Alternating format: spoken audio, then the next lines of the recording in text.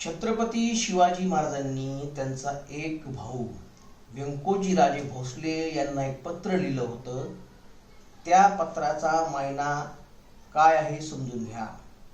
त्या पत्रात छत्रपती शिवाजी महाराज व्यंकोजींना म्हणतात की आम्ही तुर्कांना मारतो, परंतु तू तुझ्या सैन्यात तुर्कांना ठेवतोस, मग तुला विजय कसा प्राप्त होईल. म्हणजे छत्रपती शिवाजी महाराजांचा व्यंकोजींना त्यांना काय सांगायचे हा इंटेन्शन समजून घ्या. छत्रपती शिवाजी महाराज एक प्रकारे व्यंकोजींना हे सांगत आहेत की मी माझ्या सैन्यात मुस्लिमांना ठेवत नाही, कारण तुर्क म्हणजे मुस्लिम. मी माझ्या सैन्यात मुस्लिमांना ठेवत नाही, तू तुझ्या सैन्यात मुस्लिमांना ठेवतोस, मग तुला विजय कसा प्राप्त होईल. छत्रपती शिवाजी महाराजांचे विचार पहा. आणि आज वर्तमान काळात काही बाजरू इतिहासकार, काही राजकारणी हे कशा प्रकारे शिवाजी महाराजांना प्रेझेंट करत आहेत. तर शिवाजी महाराजांच्या सैन्यामध्ये 53 का 55% मुस्लिम होते. शिवाजी महाराजांचे 19 अंगरक्षक हे मुस्लिम होते.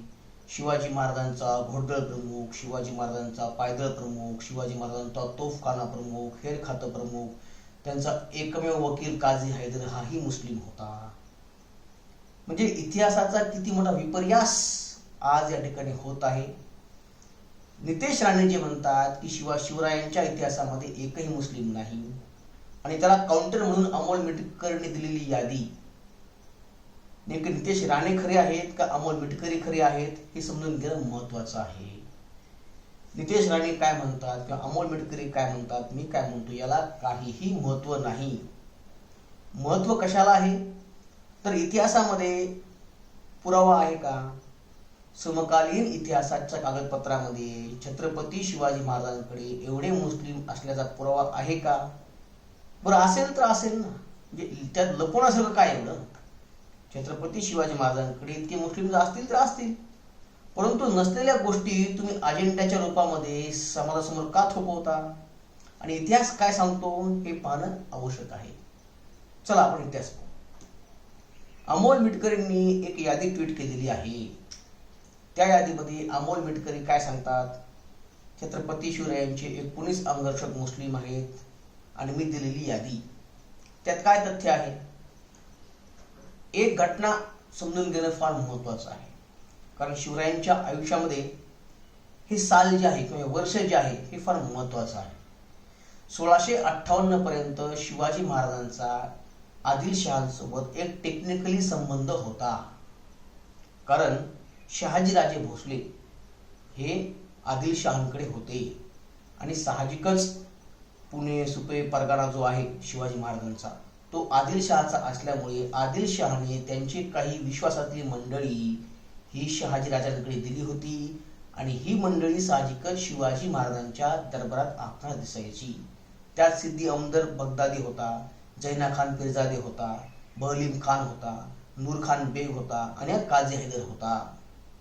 परंतु 1658 साली छत्रपती शिवाजी महाराजांनी त्यांच्या स्वराज्याची अधिकृत घोषणा एक प्रकारे स्थापना केल्यानंतर ही मंडळी शिवाजी महाराजांच्या आसपासही आपणास दिसत नाही.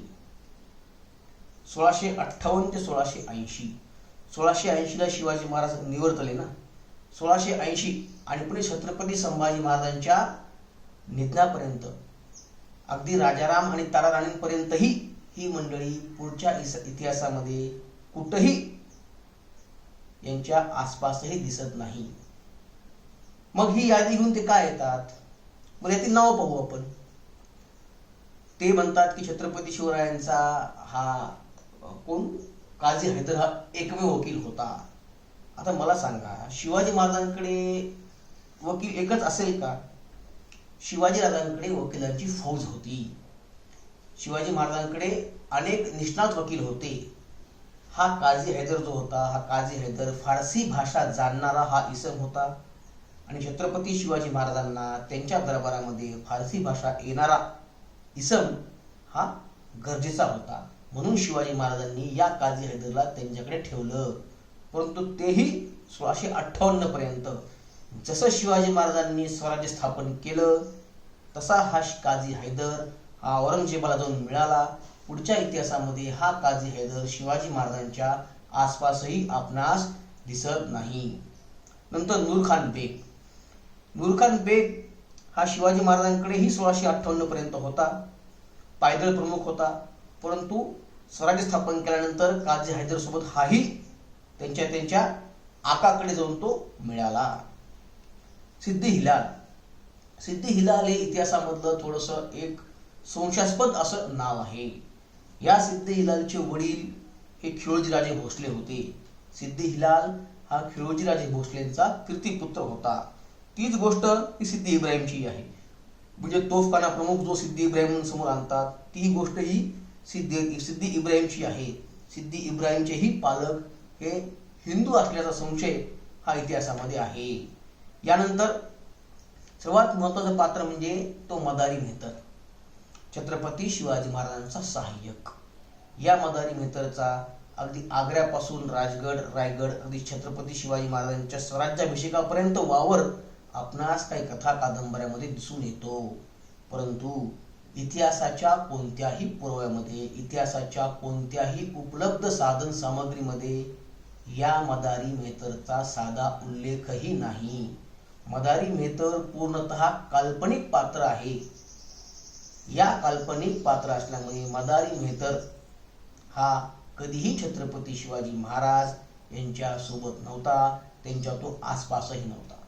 पण चला, सगळ्यात महत्वाचा प्रश्न हा एक आहे, याचं उत्तर मला द्या. आजही महाराष्ट्रामध्ये काही घराणे अशी आहेत की ते घराणे अभिमानानं सांगतात की आमचे पूर्वज छत्रपती शिवाजी महाराजांकडे नोकरीला होते किंवा छत्रपती शिवाजी महाराजांच्या ते सैन्यामध्ये होते. त्यात मोहिते घराणं आहे, त्यात जाधव घराणं आहे, घोरपडे घराणं आहे, शिर्के आहे, निंबाळकर आहे, देशपांडे आहे. असे शेकडो घराणे आहेत की ते आजही अभिमानानं सांगतात की त्यांचे पूर्वज हे शिवरायांसोबत होते. परंतु अमोल मिटकरने दिलेली यादी खरंच जर खरी असेल, म्हणजे नूरखान बेग, दर्या सारंग, किंवा तो सिद्दी इब्राहिम, सिद्दी हिलाल, तो बहलीम खान, तर त्यांचे वंशज कुठे गेले? म्हणजे शिवाजी महाराजांसोबत जर ही मंडळी असती तर साहजिकच त्यांची वंशजही पुढच्या काळामध्ये आता दिसायला पाहिजेत ना. छत्रपती शिवाजी महाराजांसोबत, छत्रपती संभाजी महाराजांसोबत, ताराराणींसोबत, छत्रपती राजाराम महाराजांसोबत, मग त्यांचे वंशज कुठे गेले? आता मालोजी घोरपडे हे शहाजीराजेंसोबत होते. ते मालोजी घोरपडे छत्रपती शिवाजी महाराजांसोबत होते. त्या मालोजी घोरपड्यांचा मुलगा संताजी घोरपडे पुन्हा छत्रपती संभाजी महाराजांच्या काळामध्ये तो या स्वराज्याचा सरनौबत झाला. मग ही नूरखान बेगची वंशज कुठे गेले? दर्यासरांचे वंशज कुठे गेले? तो काझी हैदरचे वंशज कुठे गेले? आजच्या इतिहासामध्ये, आजच्या वर्तमान काळामध्ये यापैकी एकही वंशज पुढे का येत नाही?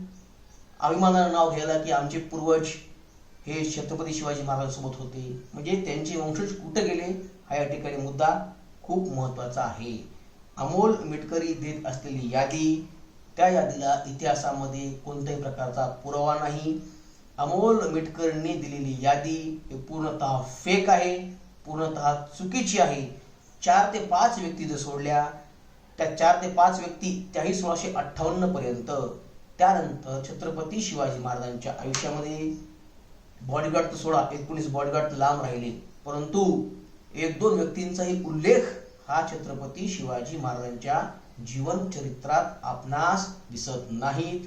अमोल मिटकरी चुकीचा इतिहास समोर आणू नका. समाजाची आणि शिवरायांची माफी मागा. धन्यवाद.